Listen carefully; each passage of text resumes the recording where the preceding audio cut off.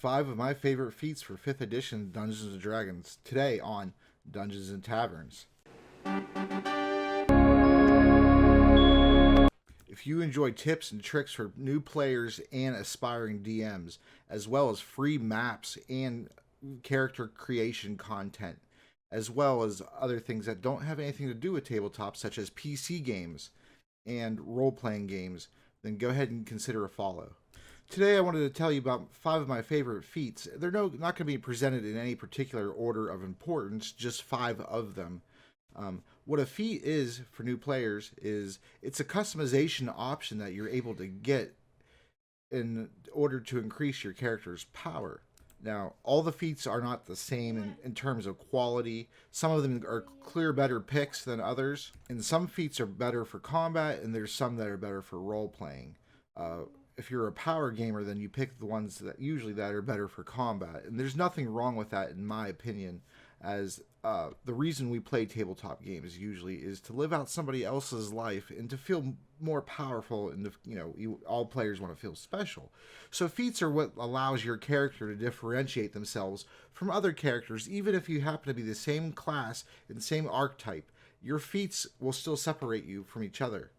In a future video, I might specifically give you 5 just for combat and then maybe 5 just for role-playing. But for right now, this is just 5 overall. In my homebrew world of Resnium, based off of a D12 system, it's going to have feats, but it's going to be done in a different way.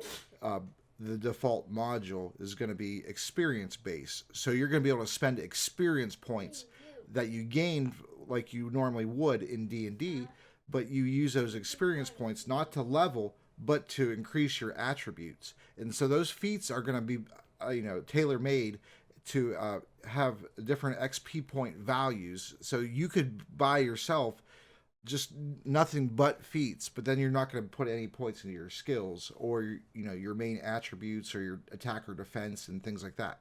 But that's in my world. In D&D, feats are optional for the DM. But in my view, as a player, since feats increase your power, there probably isn't too many scenarios where you're going to be very favorable if you don't get any feats, especially if it's a campaign with no feats and no magic items. And magic items are also the prerogative of the DM, just as the feats are. So be cognizant of that if you're a player. Ask your DM first, hey, are you using feats? And also you can ask if you're using magic items, but that's a separate topic. So with all that out of the way, let's get to the feats, huh? I'm doing these in alphabetical order. So the first feat is Actor, which is on page 165 of the Player's Handbook. And in the Player's Handbook, the first 3 feats actually aren't even in alphabetical order, but the rest of them are. So that's a mistake, I believe. Because the first feat in the book is Alert, then Athlete, then Actor. And we're going to cover some of those other feats later. But let's cover Actor right now. It says, here you can read along with me, I pulled it up. This is on GM Binder, so it's freely available for you to read. I didn't have to pay anything to do this. So Actor is a roleplay feat. It's skilled at mimicry and dramatics. You gain the following benefits. You get to increase your charisma score by 1 to a maximum of 20.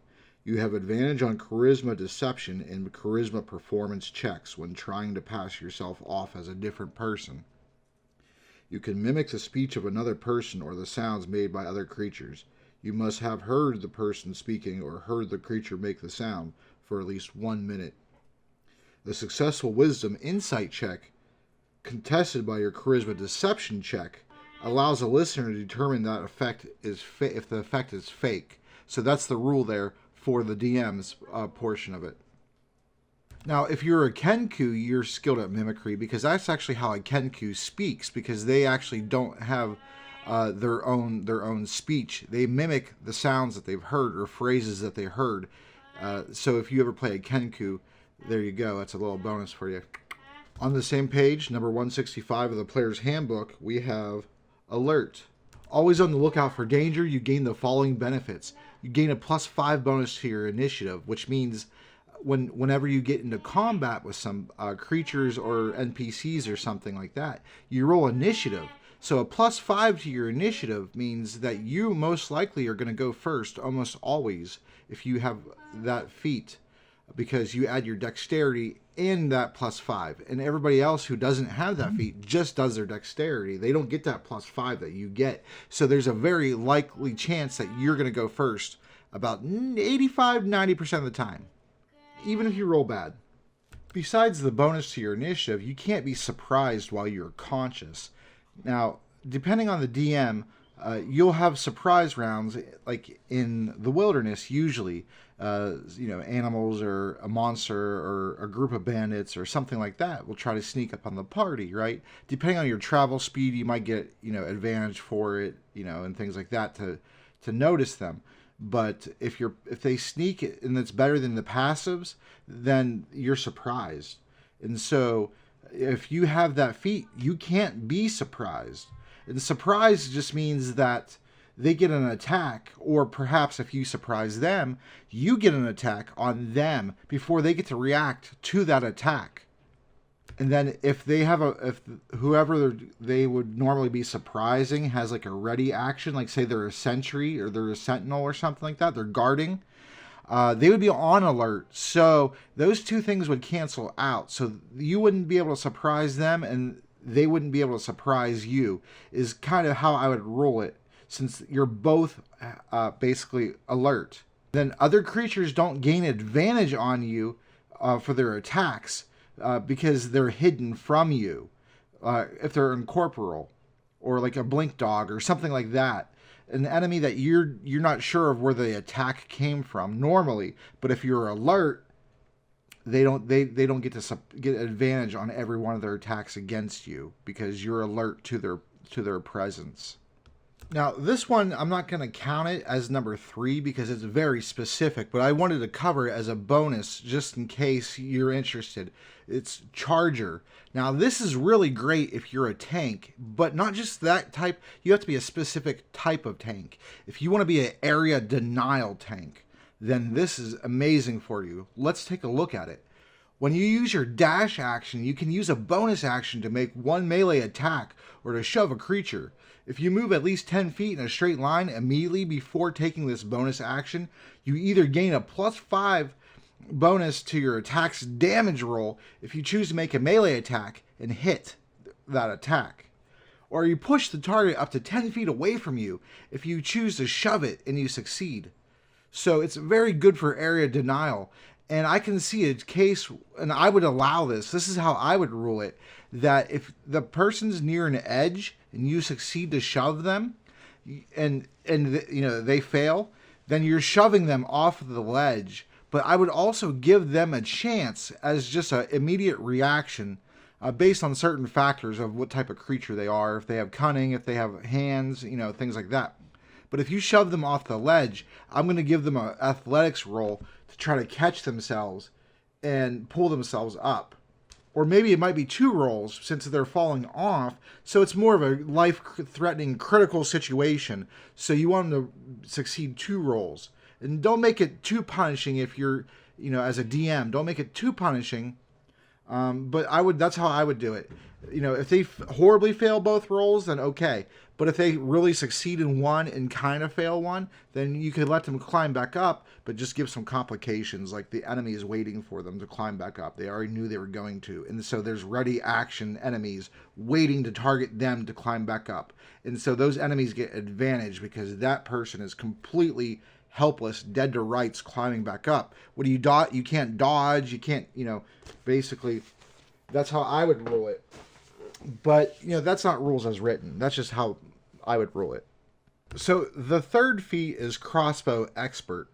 This feat is pretty amazing.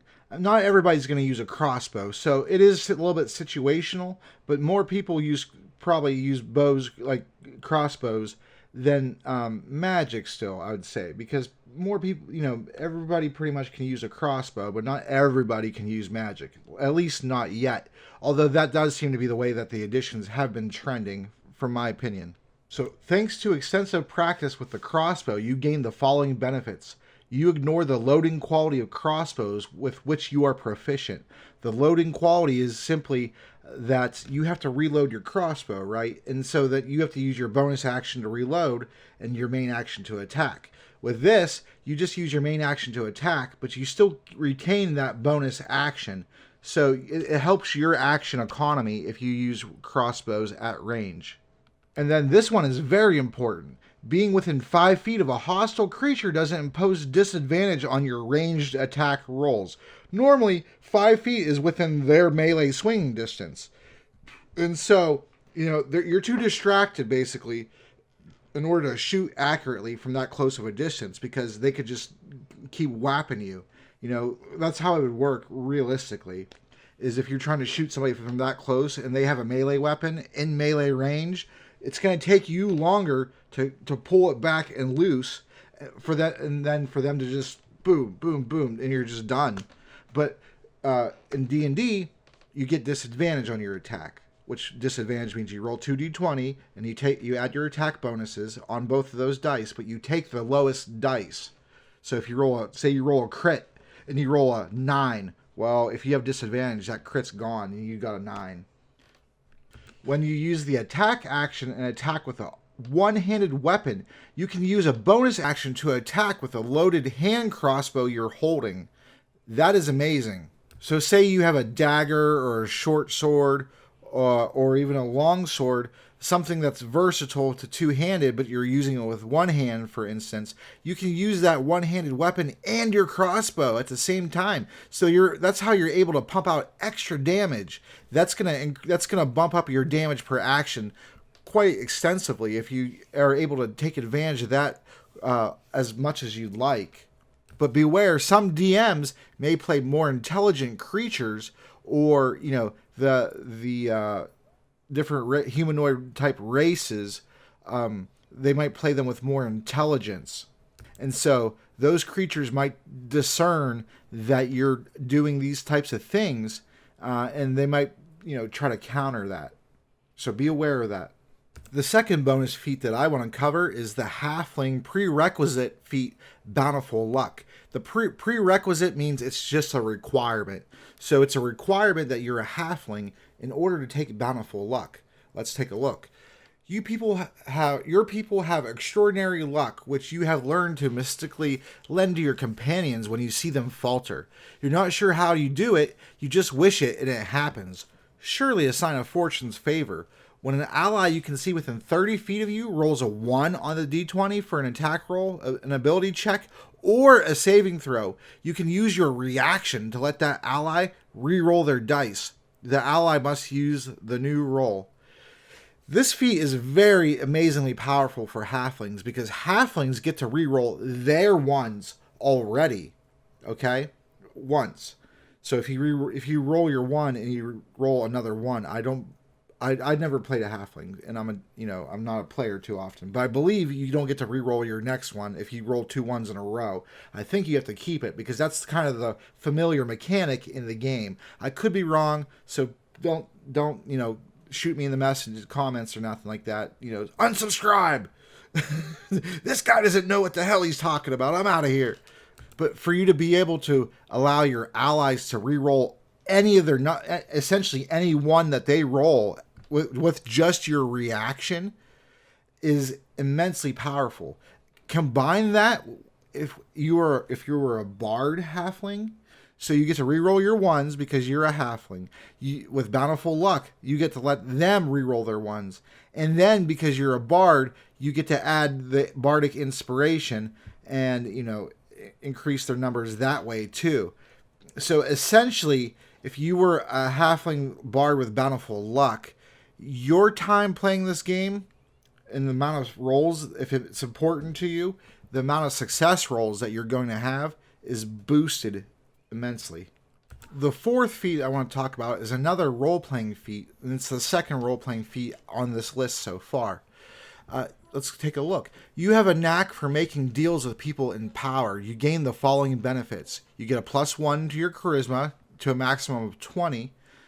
You have advantage on any charisma persuasion or charisma intimidation rolls when dealing with any individual in a position of societal power. So this is an amazing feat to take if you're the face of the party.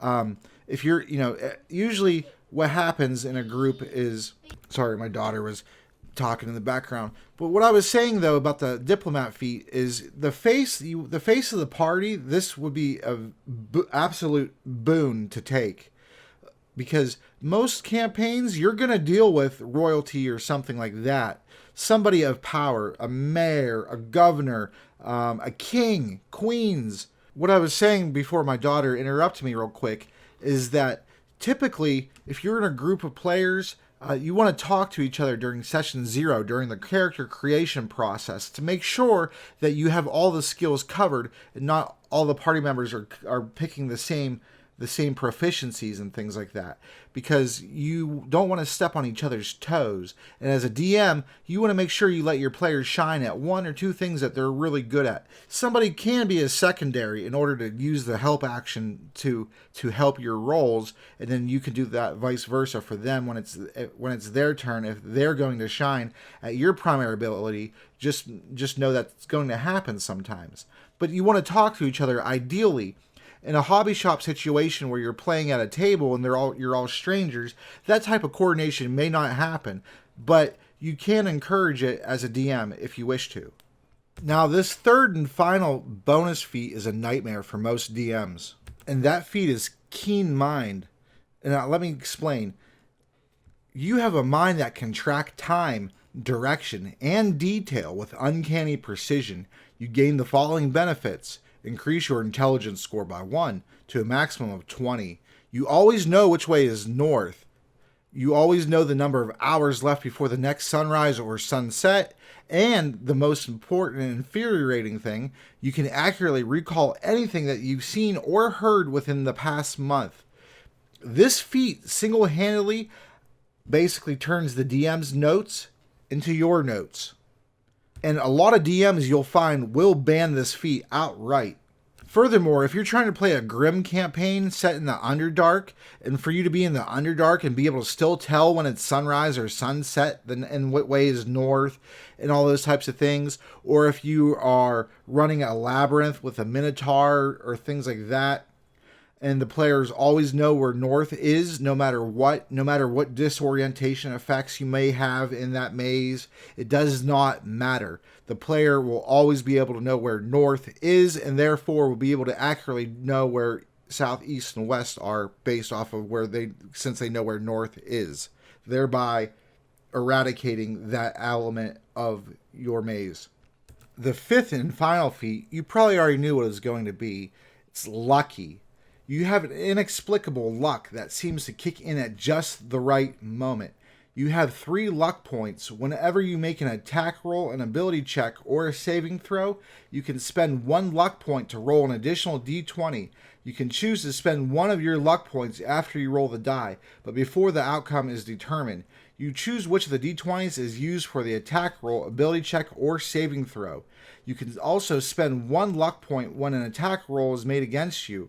Roll a d20 and then choose whether the attack uses the attacker's roll or your own. If more than one creature spends a luck point to influence the outcome of a roll, the points cancel each other out and no additional dice are rolled. You regain your luck points when you finish a long rest. So per day, you get 3 per day, which is pretty amazing because most days in D&D, there's only going to be 1 or 2 fights usually. And so to be able to re-roll your failures, like if they roll a crit against you and you're like, no, I use a lucky point, and then if they miss the next time, you just mitigated in a boatload of damage potentially. Especially if you play with my homebrew rule, where when you roll a crit, you get the very maximum of that dice. So if you roll 2d8 for your weapon damage, and you get a crit, that means you get 2d8 plus 16, because the max result of those 2d8 is 16. So you get the maximum, and then you roll your bonus dice. This way I do it, it ensures that your criticals aren't wimpy, because you always want your criticals to feel more amazing than your normal attacks. And if you roll a 1 for your crit damage and multiply the 1 by 2, you get 2. And you're going to exceed that almost constantly. So if you combine this with a halfling's bountiful luck, and if the halfling also is a bard and you get the lucky feat, that is a brutally devastating combo. If there was ever a way on how to win D&D, that is it. It's important to note that if you have disadvantage on your roll or advantage and you roll your 2 dice, if you use your lucky point, it doesn't give you an entitlement to a third roll, so you can use one of 3 of the dice, giving yourself super advantage. That's not a thing. The rule as written is that your lucky replaces one of your rolls. So if you have advantage or disadvantage, you're just choosing to reroll one of those 2 dice. So it is like you're having 3 rolls, but you're choosing to reroll one of those dice. So it's technically a little bit different. Instead of rolling 3 and then choosing one, you're rolling 2, choosing one to replace. But if that number that you roll on your lucky is lower than the number you replace, then you're stuck with the number that you reroll. So there you go. I'll make a list, like I said before, of specific attack only for combat or defense only for combat feats in one video, and then role playing in another video separate. This was just a generalization combo with a few bonus feats of very niche items. This was video 3 of 10 celebrating OGL 1.0 victory. Video 4, 5, 6, and probably 7 is going to be coming today, so look out for those later on today. If you enjoyed my channel and what I do and what I'm trying to do and continue to do into the future and expand the whole channel and create a universe for you and rules for you and everything like that, if you appreciate all those things, then drop me a subscribe. I appreciate that. I'll be having a Patreon coming out next week, and if you want to support me there, you can. I would appreciate all of that, but just to subscribe or to tell somebody else about my channel is amazing. So I appreciate everything from you guys, and have a great day. It's all Sunforge out.